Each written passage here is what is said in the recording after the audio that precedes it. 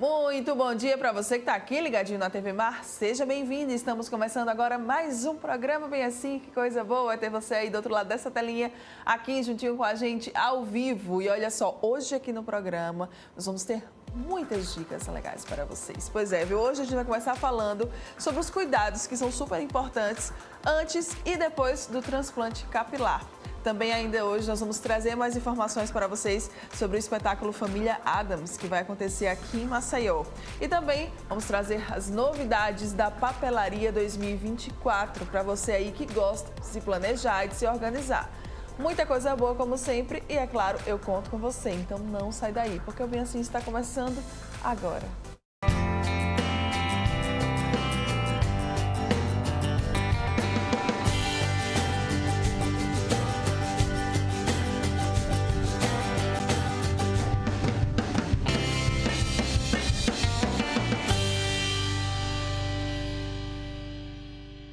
Muito bom dia mais uma vez para você que está aqui ligadinho na TV Mar. Seja muito bem-vindo. Estamos agora começando mais um programa Bem Assim. Obrigada a você que está nos acompanhando pelo canal 525 da NET Claro, pelo portal gazetaweb.com ou ainda pelo nosso aplicativo da TV Mar. Sejam todos muito bem-vindos. Eu gosto de reforçar também todos os dias por aqui que você ainda consegue nos acompanhar tanto pelo nosso canal lá no YouTube, onde você consegue rever quantas vezes você quiser todo o nosso conteúdo, como ainda também pelo nosso perfil lá no Instagram, para você poder acompanhar e seguir a gente e ver também um pouquinho dos bastidores. Corre lá, porque nós estamos te esperando.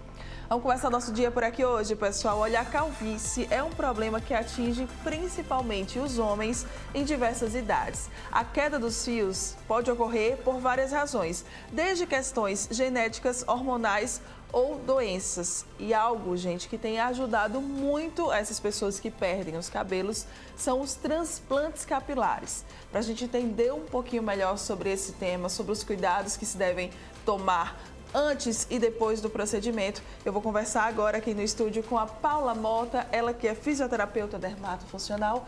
Muito bom dia, doutora, seja muito bem-vinda. Obrigada pela sua presença aqui junto com a gente. Bom dia. Obrigada, bom dia, Mara. Então, hoje em dia é frequente, né, essa queixa de calvície, principalmente masculina, mas não apenas masculina. A gente também feminina tem também, né? A calvície feminina que cada vez mais está crescendo, né, devido ao quê? Excesso de penteados, às vezes, excesso de alguns produtos químicos, né? As próprias químicas fazem fragilizar o fio. Sim. E aí existem dois tipos de calvície, né? Existe aquela calvície genética, né?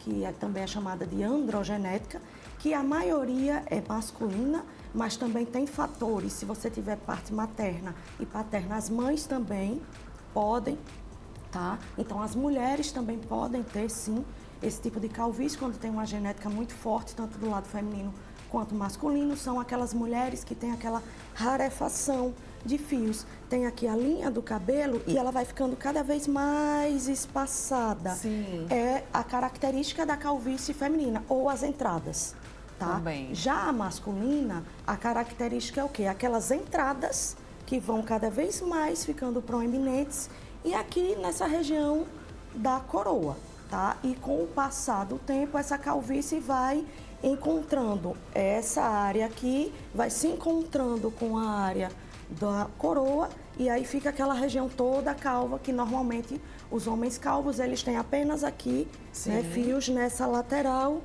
e nuca. E na nuca, né? Uma opção, quando a gente fala em calvície, a gente não deve pensar primeiro em transplante capilar. Não é a solução imediata, né? Não. A gente tem diversos tratamentos que a gente realiza em consultório com muita efetividade.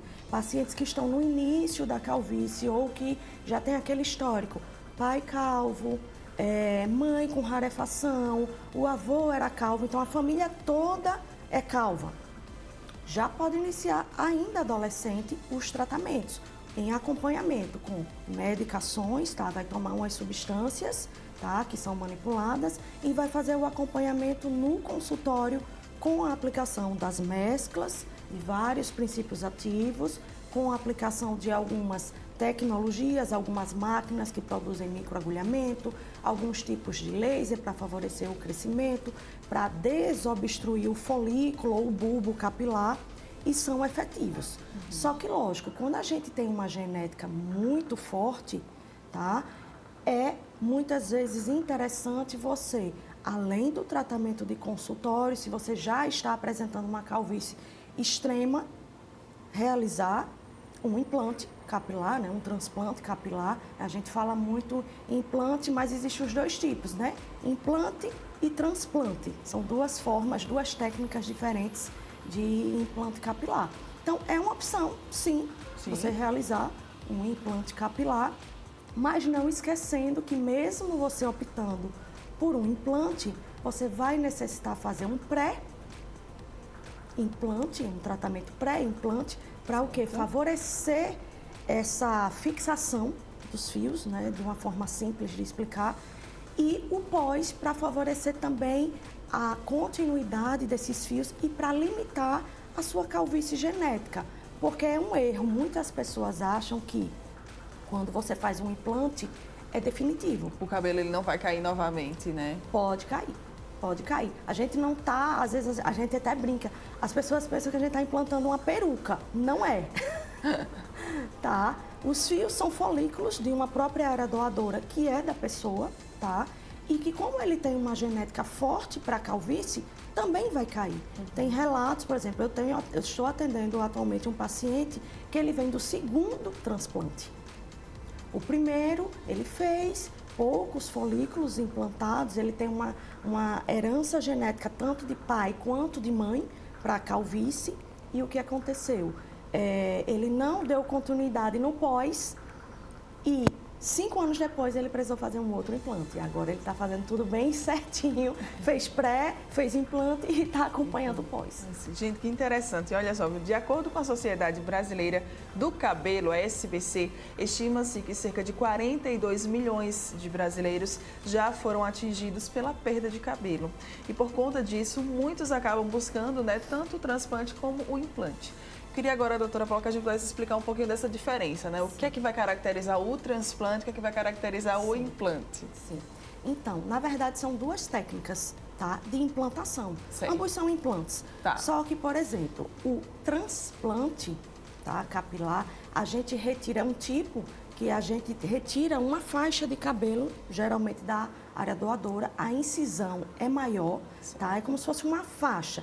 Se a gente fosse fazer uma analogia, quando a mulher, né, coloca aquela faixinha de cabelo, sim, né, para fazer um alongamento. Não tem o fio a fio, e que você prende com a queratina, e tem a faixa. O transplante é uma faixa que você vai tirar da área doadora, tá? O implante é a retirada de folículos fio a fio, tá? Você tira o bulbo inteiro, você tira o folículo inteiro, sim, tá? Também da área doadora, e aí implanta fio a fio. Fio a fio. Tá? Então, essa é a diferença do transplante, é uma faixa, implante é fio a fio. Tá. Para quem que vai ser indicado, né, o transplante ou o implante? E tem riscos de fazê-los? Sim, né? É uma cirurgia bem demorada, principalmente o implante, porque vai ter primeiro o quê? A retirada dos folículos da área doadora. Então, a área doadora, existem algumas, geralmente base, tá? Aqui a nuca, como a gente tá vendo aí, né, na foto. Essa região lateral aqui também é a área doadora. Essa intersecção das duas é uma área de segurança, onde não é retirado fio, tá? E essa outra área aqui, tá? Próximo dessa região frontal e topo da cabeça, é a área implantada, tá? Quando existe já uma rarefação de fios até nas áreas doadoras, então não se retira tantos fios daqui, pode haver uma complementação. Se o homem tem barba, nesse caso, né, nesse primeiro caso aí, ele tinha barba, é o segundo implante dele, tá? Então foi retirado, além dessa área doadora, da barba e do peitoral também. Que também são áreas doadoras, tá? Vai depender da densidade de fios. Hoje em dia, a técnica mais moderna é essa, tá? Fio a fio, que vai ter a retirada dos folículos e implantação fio a fio. A recuperação é mais rápida, praticamente imperceptível, sem incisões, cicatrizes que vão gerar como é que eu vou dizer assim, incômodo no paciente, né? Mas tem um inconveniente, você tem que raspar a cabeça, tá? É o inconveniente do fio a fio. Já o transplante, como tira uma faixa, é indicado aquelas pessoas que têm uma cabeleira cheia, que às vezes está faltando apenas nessa área de coroa. Sim. E aí a gente pode abrir, tira uma faixa de uma partezinha que vai ficar escondida, não precisa fazer, né, raspagem, né, não vai precisar ficar careca, e aí você coloca a faixa. Mas o inconveniente é o quê? A incisão é muito maior. Sim.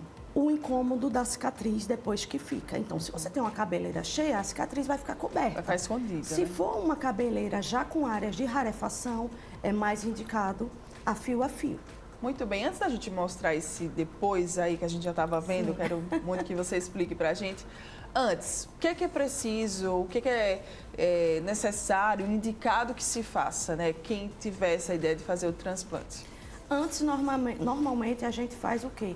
A gente injeta algumas mesclas para preparar esse couro cabeludo como?